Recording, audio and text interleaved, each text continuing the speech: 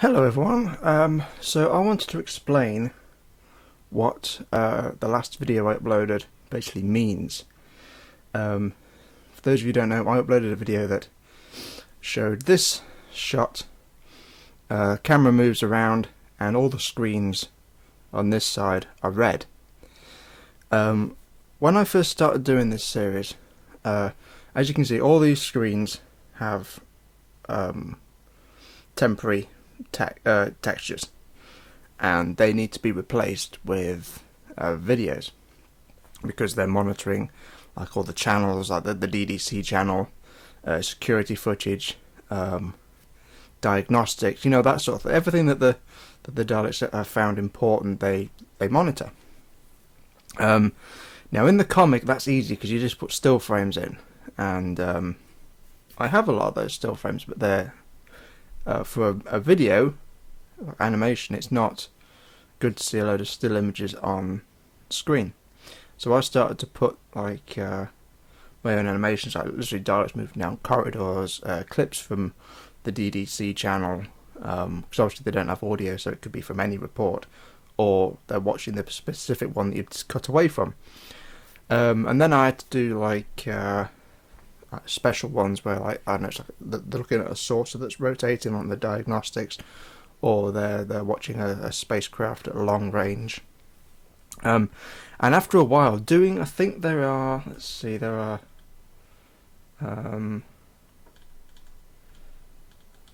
are 51 screens. Now if you do a pan across the room, or even a 180 pan, that's 51 screens. If you do a 360, that's 102. 102, and people are, you just put the same images every like 4. I've done that and it looks rubbish, because you can tell because both the videos are moving at the same time. So I've been looking for a way to add them in post-production, and that is what the last video was about. Because if I go over to After Effects, this is the scene file. Basically what it means is each of these screens has, I haven't done these ones yet, each of these screens has what's called a compositing tag and an object buffer, and it also has an external compositing tag, and that adds this. Now unfortunately, for some reason, it doesn't copy the curved surface. If you have a look at this, you can see I've curved each of the screens to match near enough the monitor, because I thought that was what the problem was. But no, it's still not done that, so I need to find a way to do that. It might be which one have I got? Screen 33. Which one is screen 33? 17. Let me just have a look at something. Yes. So if I put that there, and then do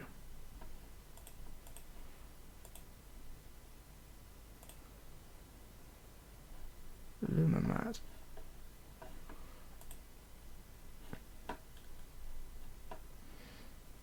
But then why is that all of a sudden?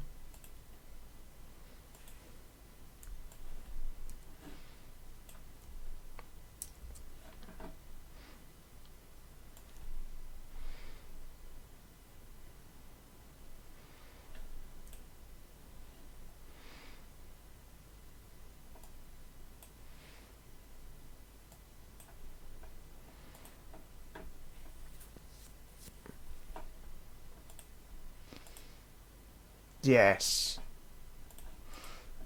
Oh no. Whoops.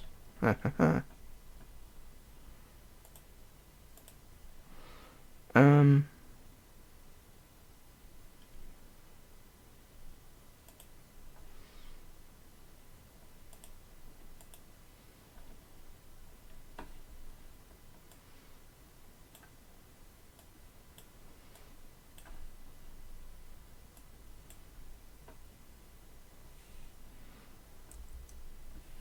Anyway, I'll try and sort that out another time.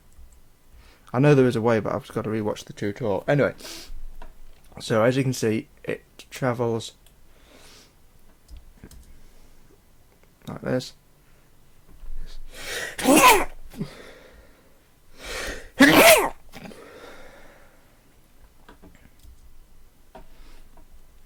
So what this means is that I can now render the scene. You'll notice the Daleks aren't in there. That's because they need to be added afterwards. Because otherwise the screen will appear on top of them. So what it means now is I can take a video. So I will. I was just testing it out with this short video. Let's see. Alright, let's just try this shot. Okay, so we've got the shot, and we want to add it to screen 20. So we go Alt, drag, drop, and we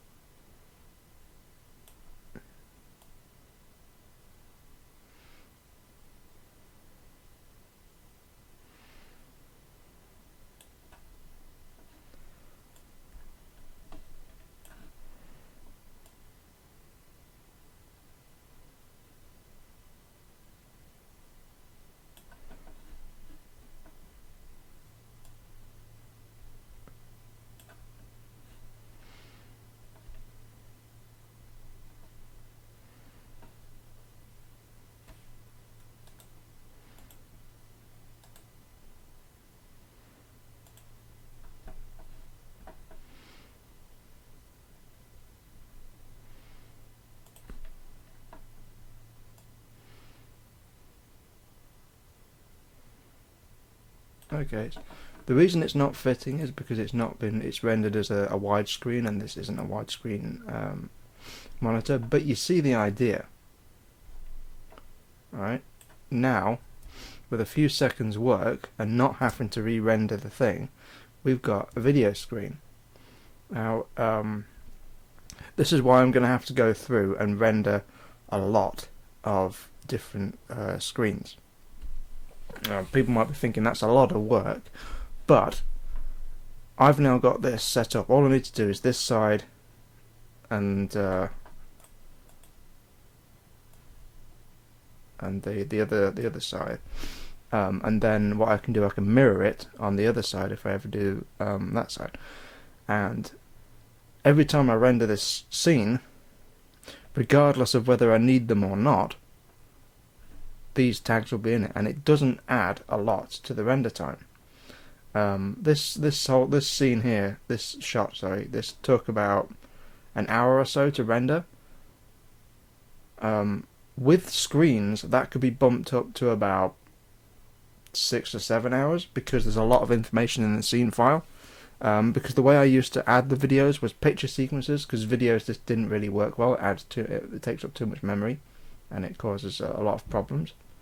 You can, in episode 1, you can actually see in the smaller screens, and I think maybe even one of the bigger ones, there are actually a couple of films shown on there. I think I've put a bit of Alien in there, which I was just doing for fun, but also because I was running out of ideas. So this will speed up animating this scene. Now, there aren't a lot of scenes left in this set, but it's a good practice because I've also got the Emperor Xenor's throne room, which I'm also having trouble with the screens because timing and everything. And now I can just apply the same technique here to that, and this was really just an explanation, because I don't think people knew how much work went into this. I mean, it's not a lot of work, it's just a lot of tedious placing of stuff, and anything I can do to speed up animation, and I'm doing. I'm going through all the tips and tricks that I can find for the Cinema 4D and After Effects. So the next step is to render a load of videos, do them in both big and small. So yeah, the reason that one is green is because I thought they had to be different colours, but thankfully they don't. I think the different colours are just to identify which screens are which, but as soon as it doesn't really matter. Yeah, so I hope this has proved interesting and it's not just been me waffling on. Thank you very much for watching, guys.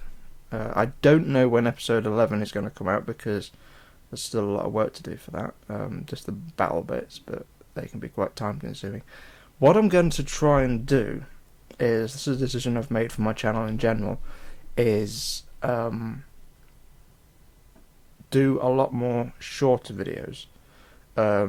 I'll still be working on Second Empire itself, but I'm going to be doing a lot of shorter animations with Daleks and Minecraft and original stuff, because they are a lot easier. I mean, I actually got this short done pretty quickly. It's only a minute and something, but it's got like 11 shots in it, and I recorded it in about 10 minutes. And it's just a chatty shot, but because I was doing it myself, I wasn't following any like comic or anything like that, I was able to find camera angles very, very quickly. So, as I said, I hope you enjoyed this video, and I'll have something more for you soon.